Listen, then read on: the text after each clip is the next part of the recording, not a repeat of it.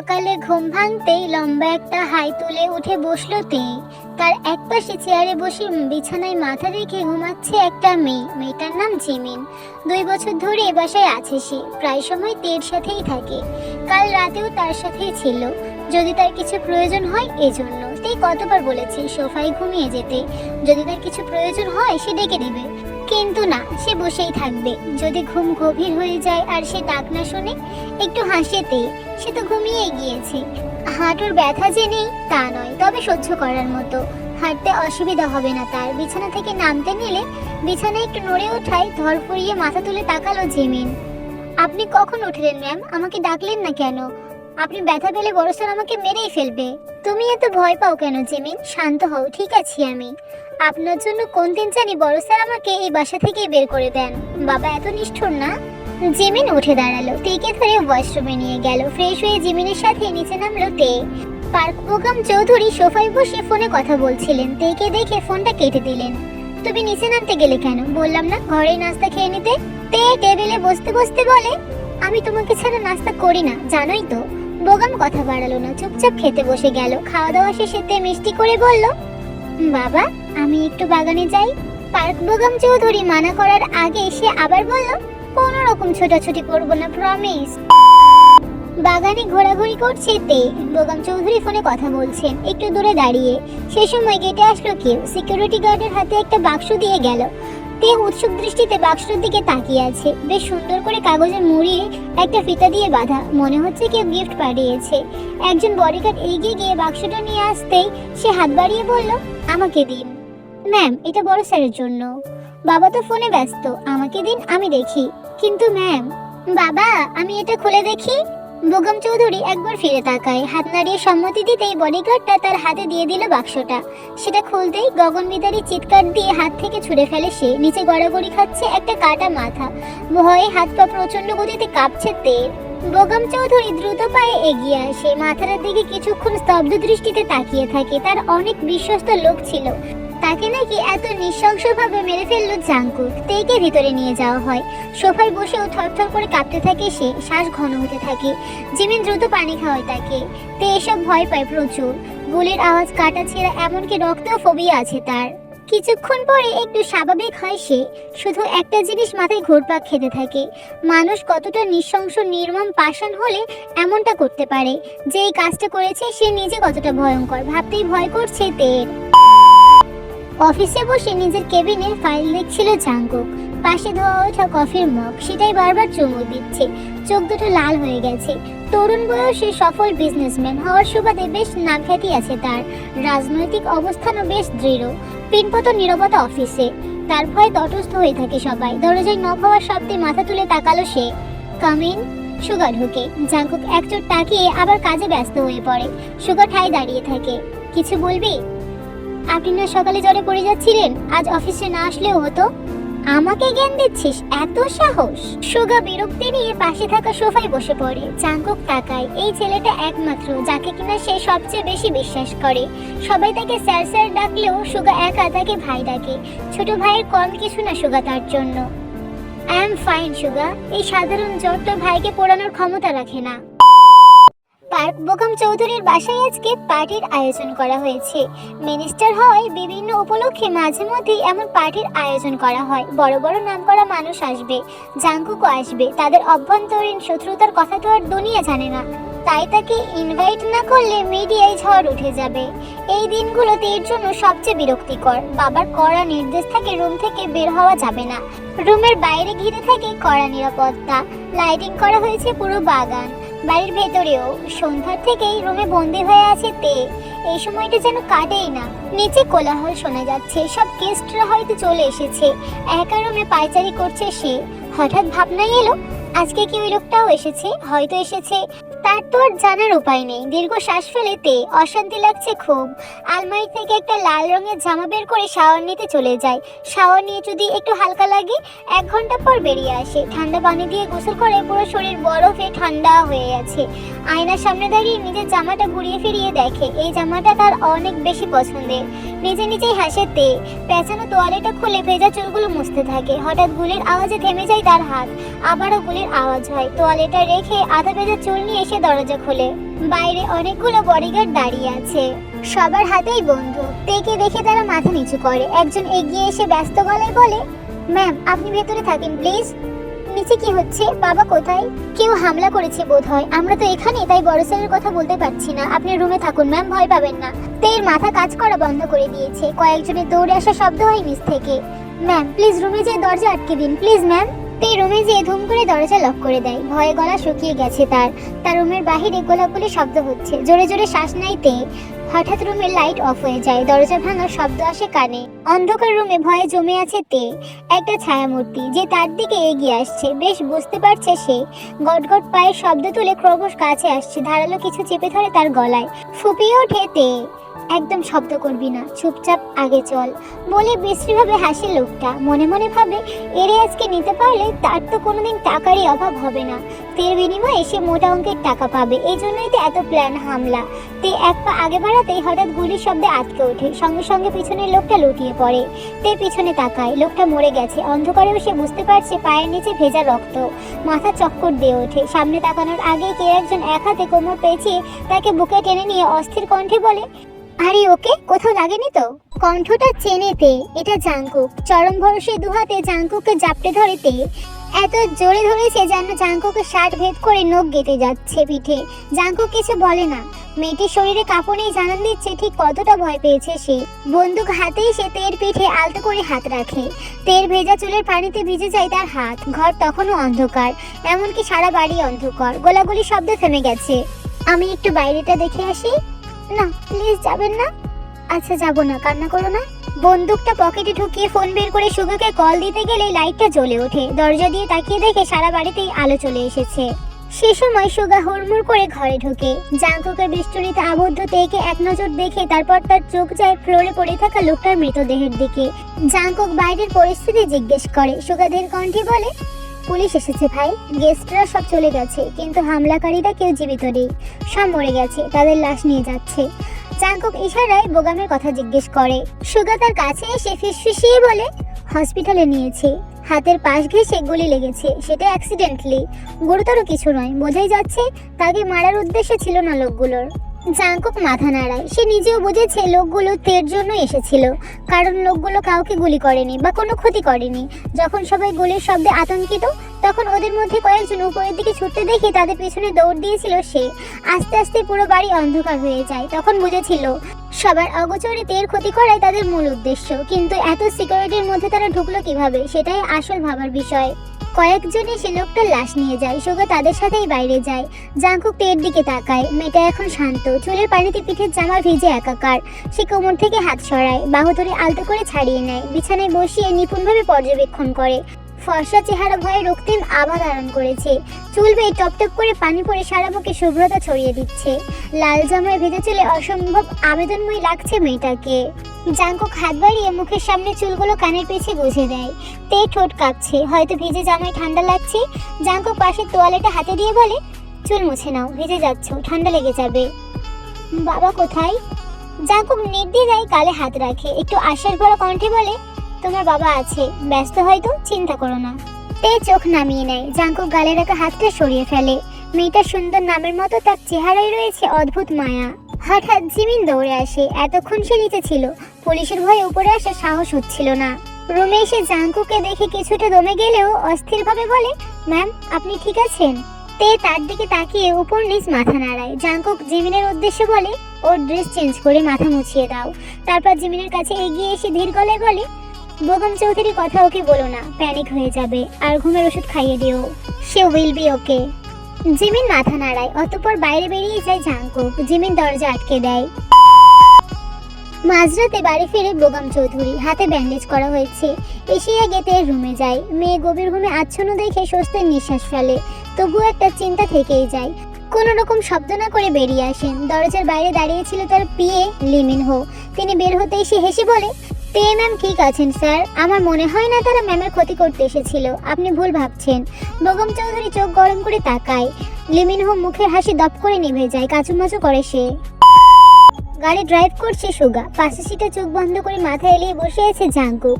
রাত অনেক গভীর, ফাঁকা রাস্তায় ফুল স্পিডে গাড়ি চলছে। বেগম চৌধুরী বাসা থেকে বেরিয়ে একটা জরুরি কাজে গিয়েছিল তারা, সেখান থেকে ফিরতেই দেরি হয়েছে। প্রকৃতি পিনপত নীরবতা, সেই নীরবতা ভেঙে সুগা বলল, ভাই। জাংকুক তাকালো না, সেভাবেই বলল, বল। অন্য কেউ হলে এমনটা করতেন? কেমনটা? বেগম চৌধুরীর মেয়েকে যেভাবে বাঁচালেন, যেভাবে ওনাকে আঙলে রেখেছিলেন? হয়তো করতাম। আমার মনে হয় না। তাহলে কি মনে হয়? সেটা আপনি ভালো করেই বুঝতে পারছেন। জাংকুক হাসে, বেবির করে বলে, মেয়েটা খুব সহজ সরল, ওর বাবার নোংরা দুনিয়ায় টিকে থাকতে পারবে না, বুঝলি? এটা আমার প্রশ্নের উত্তর নয়। তোর প্রশ্নের উত্তর আমার কাছে নেই। সুগা আর কিছু বলে না। জাংকুক দু আঙুলে কপাল চেপে ধরে, মাথা ব্যথা করছে তার, মাথায় ঘুরপাক খাচ্ছে বেশ কিছু বিষয়। সারা বাড়িতে এত সিকিউরিটি, চোখ ফাঁকি দিয়ে কিভাবে ঢুকে পড়লো হামলাকারীরা? তেইকে মারার উদ্দেশ্য হলে লোকটা কেন তার গলায় ছুরি ধরেছিল? ডাইরেক্ট মেরে ফেললেই পারতো। তার মানে তাদের তেকে কিডন্যাপ করার উদ্দেশ্য ছিল। নিশ্চিত সে জানে তে বেগম চৌধুরীর দুর্বলতা, তাকে ব্যবহার করে কোনো কিছু করতে চায়। কিন্তু কে সে? সকালে বাগানে বসে পত্রিকা হাতে নিয়ে বাঁকা হাসলো বেগম চৌধুরী। কালকের হামলার ব্যাপারে কোনো আর্টিকেল বের হয়নি, এজন্য অবশ্য বেশ কাঠখড় পোড়াতে হয়েছে, দিতে হয়েছে মোটা অঙ্কের টাকা। 2 সপ্তাহ পরে ইলেকশন, তার আগে কোনো কাহিনী না হওয়াই ভালো। এসবে চক্করে তার হাত থেকে ক্ষমতা চলে গেলে তার ভাবনার মাঝে সেখানে উপস্থিত হয় লেমিনহো। দাঁত বের করে হেসে বলে, স্যার আজ রাতে 20 জন মেয়ে আনবে, আপনি একটু যাচাই বাছাই করে দিতেন যদি। কি বলো যে লেমিনহো, ওই নোংরা জায়গায় আমি যাব? তুমি ম্যানেজ করে নিও। আর যাচাই বাছাইয়ের কি আছে? যাদের জন্য কাস্টমার বেশি রেট ধরবে তাদের নিয়ে নিবে। লেমিনহো মনে মনে বলল, ওই নোংরা জায়গায় যাবে না, আবার ওখানে টাকা গুনে গুনে পকেট ভর্তি করতে ভুল হয় না। হাহ। কিন্তু বাইরে সে মাথা নাড়ায়। আর বাকিদের? আমার হিসেব টাকা দিয়ে, বাকিদের কোনো গতি না থাকলে বাঁচিয়ে কি লাভ? সেগুলো রিজেক্ট জিনিস। পার্ক বেগম চৌধুরীর ইঙ্গিত বুঝতে পারে লেমিনহো, সেও বিশ্রীভাবে হাসে। পার্ক বেগম চৌধুরী চায়ে চুমুক দেয়। লেমিনহো বাগানের এক কোণে তাকায়, তে দাঁড়িয়ে আছে সেখানে। একজন বডিগার্ডকে গাছে উঠিয়েছে সে, হয়তো ফল পেড়ে দেওয়ার জন্য। হাত উঁচিয়ে কিছু একটা নির্দেশ করছে সে। পরনের কামিজটা উঠে কোমরে কিছু অংশ বেরিয়ে আছে, সেদিকে লোভাতুর দৃষ্টিতে তাকায় লেমিনহো। দৃষ্টিতে উপচে পড়ছে তার খারাপ বাসনা। কথায় আছে না, তুমি যা করবে ঠিক তাই ফিরে আসবে তোমার কাছে।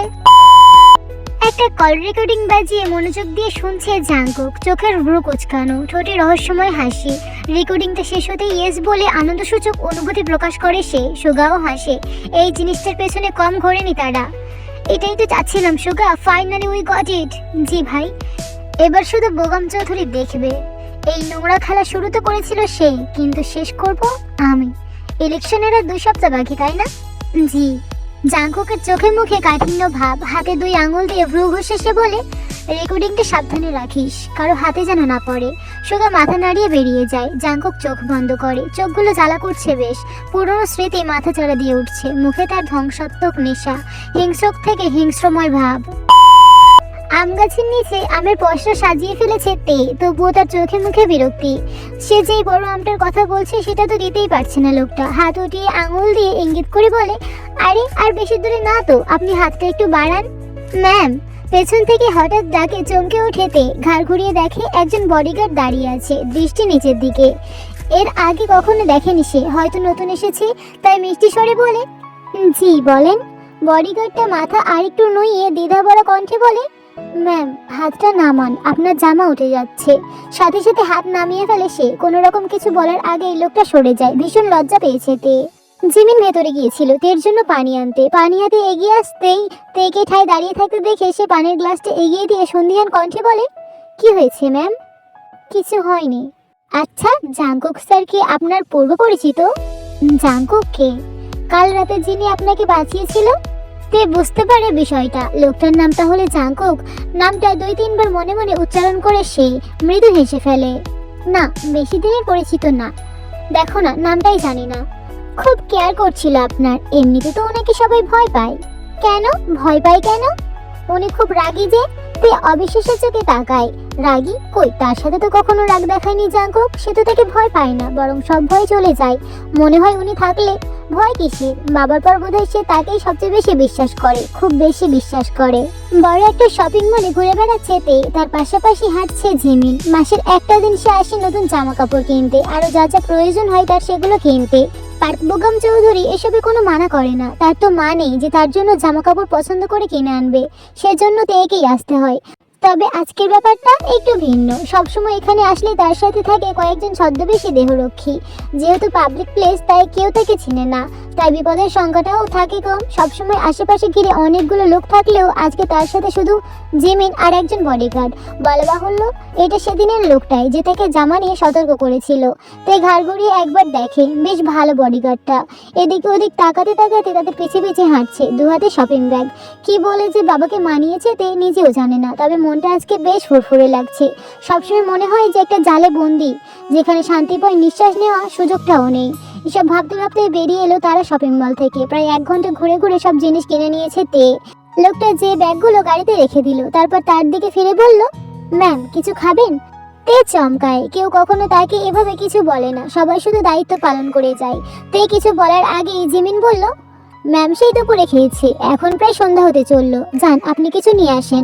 লোকটা চলে যেতেই তাদের একদম সামনে একটা গাড়ি থামলো, আর ভেতর থেকে কেউ দরজা খুলে হ্যাঁচকা টানে তেকে ভেতরে বসিয়ে দিল। পার্ক বোগাম চৌধুরীর বাসার সামনে তুমুল ভিড়। সাংবাদিকরা জড়ো হয়ে আছে, পুলিশের গাড়ি দাঁড়িয়ে আছে 2টা। বাড়ির ভেতর কঠিন মুখে দাঁড়িয়ে আছে মিস্টার পার্ক বোগাম, তার পাশে লেমিনহো। পুরো বাড়ি সার্চ করা হচ্ছে, ওলটপালট করা হচ্ছে সবকিছু। অফিসার, আপনি আমাকে এভাবে হেনস্থা করতে পারেন না। You don't have that right. I have that right mister পার্ক বোগাম চৌধুরী। আপনার বিরুদ্ধে প্রমাণ পেয়েছি আমরা। আমার ক্ষমতা সম্পর্কে ভুলে যাবে না কিন্তু।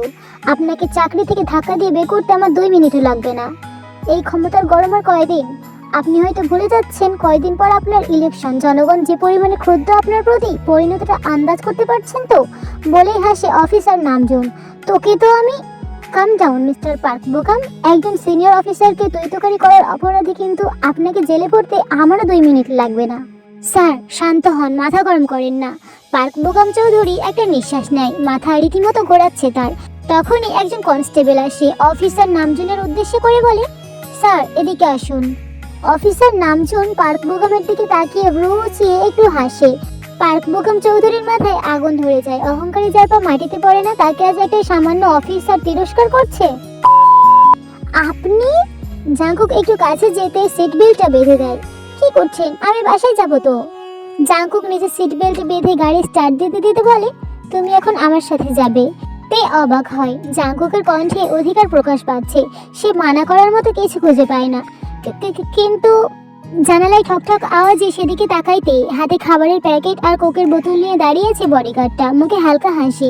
জাঙ্কুক ঝুঁকে তের পাশে জানালাটা খুলে দেয়, খাবার হাতে নিয়ে বলে, তুমি জিমিনকে নিয়ে চলে যাও, আমি ওদের সময় মতো পৌঁছে দেবো। তে কিছু বলার আগে জাঙ্কুক জানালার কাজ উঠিয়ে দেয়। তে হাতে খাবারের প্যাকেটটা ধরিয়ে দিয়ে নিজের সিটে বসে। তোমার কি মনে হয় আমি তোমার কোনো ক্ষতি করব? তে দুদিকে মাথা নাড়ায়, যার অর্থ না। জাঙ্কুক একটু হাসে। মেয়েটা কত সহজে সবাইকে বিশ্বাস করে ফেলে, এই সরলতায় সে বিমোহিত। জাঙ্কুক জানে বোগাম চৌধুরীর বাসায় এখন তুলকালাম অবস্থা। সেসব ঝামেলা থেকে তেকে দূরে রাখতেই সে তাকে নিজের কাছে নিয়ে এসেছে। বডিগার্ড ছেলেটা তারই পাঠানো। সেদিনের হামলার পর মূলত তের খেয়াল রাখার জন্যই তাকে পাঠিয়েছে সে, কারণ তার দৃঢ় বিশ্বাস হামলাকারীরা বাড়ির ভেতরেই আছে। গাড়ি থামে নদীর ধারে। জায়গাটা বেশ সুন্দর, লোকজনের আনাগোনাও কম। প্রায় সন্ধ্যা হয়ে যাওয়ার কারণে চারিদিকে আলোটাও কমে এসেছে। তের হাত ধরে গাড়ি থেকে নামাই জাঙ্কুক, এগিয়ে যায় নদীর দিকে। তে মুগ্ধ নয়নে চারপাশ দেখছে। আজ পর্যন্ত সে কখনো এই জায়গায় আসেনি, আর এরকম একা একা তো নয়। প্রাণ ভরে শ্বাস নিল সে, নিজেকে মুক্ত পাখি মনে হচ্ছে। প্রচন্ড খুশিতে মুখে চওড়া হাসি ফুটে ওঠে। জাঙ্কুক আর চোখে তাকায়, তেকে এই প্রথম হাসতে দেখছে সে। তার মুখেও মৃদু হাসি ফুটে ওঠে। অল্পতে কেউ এতটা খুশি হতে পারে? নদীর ধারে যে দাঁড়ায় তারা, সূর্য ডুবে যাচ্ছে আর সোনালি আভা পড়ছে নদীতে। সেই আভা যেন তের চোখে মুখেও। তার বাম হাত জাঙ্কুকের হাতে আবদ্ধ। সেই হাত হালকা ঝাঁকিয়ে সে বলে, আপনি জানেন আমি কখনো এরকম জায়গায় আসিনি, কখনোই প্রকৃতির এতটা সৌন্দর্য উপভোগ করিনি। অনেক অনেক ধন্যবাদ আপনাকে। জাঙ্কুক তার বাহু জড়িয়ে কাছে টেনে নেয়, চুলের ভাঁজে আলতো করে ঠোঁট ছুঁয়ে দেয়। তে লজ্জা পেলেও কিছু বলে না, চুপ করে জাঙ্কুকের সাথে লেপ্টে থাকে। তার স্মৃতির পাতায় জমা হচ্ছে একরাশ স্মরণীয় প্রহর। বাসায় ঢুকিতে লক্ষ্য করে ভয়াবহ নিস্তব্ধতা বিরাজ করছে। সার্ভেন্টরা সবাই বাসা পরিষ্কার করছে। সবকিছু কেমন ওলট পালট। হলরুমে লাগানো বড় টিভিতে নিউজের শব্দ কানে আসছে। কল রেকর্ডিং ফাঁস। বাসা থেকে অবৈধ অস্ত্র, মাদকদ্রব্য উদ্ধার। নানা দুর্নীতির বিরুদ্ধে প্রমাণস্বরূপ সন্ধ্যায় নিজ বাসা থেকে গ্রেফতার করা হয়েছে মিনিস্টার পার্ক বোগাম চৌধুরীকে। দু হাতে মাথা চেপে লকআপে বসে আছে পার্কবোগাম চৌধুরী। চোখ দুটো বন্ধ, যত সম্ভব ঠান্ডা মাথায় কিছু একটা চিন্তা করছে। হঠাৎ জুতার শব্দে মাথা তুলে তাকায় সে, ভাবে লিমিন হয়ে এসেছে তাকে ছাড়িয়ে নিতে, কিন্তু তার বদলে জাঙ্কুককে দেখে দ্রুত পায়ে সামনে এগিয়ে যায়। এসব কিছু তুই করেছিস তাই না? আমাকে ফাঁসিয়েছিস। জাঙ্কুক দুহাত পকেটে গুজে দাঁড়ায়, ব্যঙ্গাত্মক কণ্ঠে বলে, আমি তোকে ফাঁসাইনি বোগাম, শুধু তোর নোংরা সত্যিটা জনগণের সামনে নিয়ে এসেছি। বোগাম চৌধুরী রাগে গজগজ করে ওঠে, তুই বল তোর বিরুদ্ধে করা একটা অভিযোগে কি মিথ্যা? নিজেকেই জিজ্ঞেস করে দেখ। তুই কি ভেবেছিস আমাকে আটকে রাখা এত সহজ? কয়েক ঘন্টার মধ্যে জামিন হয়ে যাবে আমার। টাকা দিয়ে পৃথিবীতে সব হয়, সব। একবার শুধু বের হই, তোর এই নীতি কথা তখন নিজেকেই শোনাস। জাঙ্কুক তাচ্ছিল্যের স্বরে হাসে, বের হয়ে কি করবি তুই? ইলেকশনে তোকে দাঁড়াতে দেবে ভেবেছিস? মিনিস্টার পদ থেকে বহিষ্কার করার পর তোর থাকার বাড়িটাই তোর থেকে বের করে নিবে, আর সেখানে তুই টাকার গরম দেখাচ্ছিস? How funny! খুব বড় ভুল করছিস তুই জাঙ্কুক, খুব বড় ভুল। আমার সাথে শত্রুতা করার পরিণাম তোর জন্য ভালো হবে না। কথাটা বলেই জেলের লোহার শিকগুলোতে জোরে বাড়ি মারে পার্কবোগাম চৌধুরী।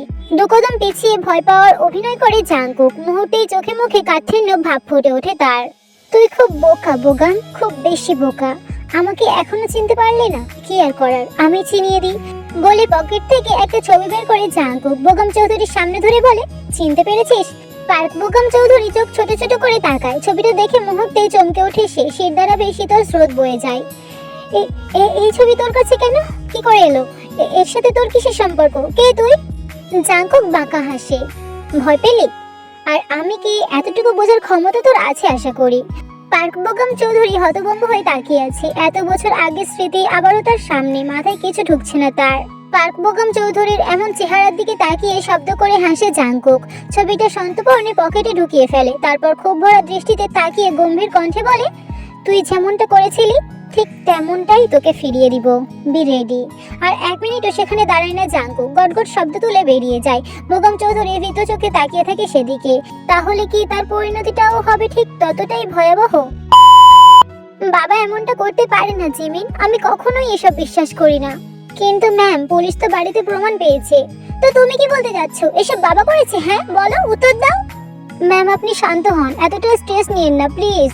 শব্দ করে কান্না করে দিতে তার বাবা এরকম নোংরা কাজে জড়িত থাকতে পারে ভাবতেই পারছে না সে। কান্নাগুলো আটকে যাচ্ছে গলায়। বাড়ির বাইরে আবার হইচই শোনা যাচ্ছে। সাংবাদিকরা এসেছে মনে হয়।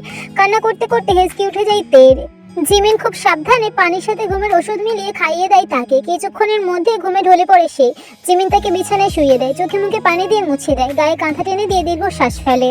পার্কবোগাম চৌধুরীর নোংরা খেলার শিকার সেও হয়েছিল। 2 বছর আগে তাকেও বিক্রি করার জন্য নিয়ে এসেছিল বোগাম চৌধুরী, কিন্তু সেদিন কোনো ঝামেলা হয় একদিনের জন্য তাকে বাড়িতে রাখা হয়েছিল। সেদিন রাতেই ভাগ্যক্রমে তের চোখে পড়ে যায় সে। দয়া হয় তে তার বাবাকে বলে তাকে এবার সে কোনো কাজ দিয়ে দিতে। তখন থেকে সেখানে আছে। তের কাছে সে অনেক কৃতজ্ঞ। তবে পার্কবোগাম চৌধুরীর ভয়ে সে কখনো এই ব্যাপারে কিছু বলেনি তেকে। গ্লাসে ড্রিঙ্ক নিয়ে বসে আছে জাঙ্কুক। পরপর 2 বোতল ড্রিঙ্ক শেষ করেছে সে, তবুও নেশা হচ্ছে না। গ্লাসের ড্রিঙ্কটা এক চুমুকে শেষ করে শব্দ করে কাঁচের গ্লাসের টেবিলে রাখে জাঙ্কুক। আর এক গ্লাস ঢালতে গেলে সুগা এসে থামিয়ে দেয় তাকে। বোতলটা ছুঁড়ে ফেলতে সেটা ভেঙে টুকরো টুকরো হয়ে যায়। কি সমস্যা, ভাঙলি কেন? যা আর এক বোতল নিয়ে আয়। আপনি আর কত খাবেন এগুলা? সকাল থেকে কিছু খাননি, এখন বোতলের পর বোতল এসব খেলে হবে? কি করবো বল? ওই পার্কবোগাম চৌধুরী। আপনি অসুস্থ হলে বোগাম চৌধুরীকে শাস্তি দেবেন কি করে? আর মাত্র একটা দিন, তারপরে তো এতদিনের ক্ষোভ মেটাতে পারবেন। এত বছরের অপেক্ষা করেছেন, আর একটা দিন পারবেন না? তুই জ্ঞান দিচ্ছিস আমাকে? একটু থেমে গলার স্বর নামিয়ে এসে আবার বলে, আচ্ছা তের কোনো খবর নিয়েছিস? মেয়েটা কি খুব কান্নাকাটি করছে? ভাই আপনার কণ্ঠ জড়িয়ে আসছে, দয়া করে একটু রেস্ট নেন। একা একা কত থেকে সামলাবেন?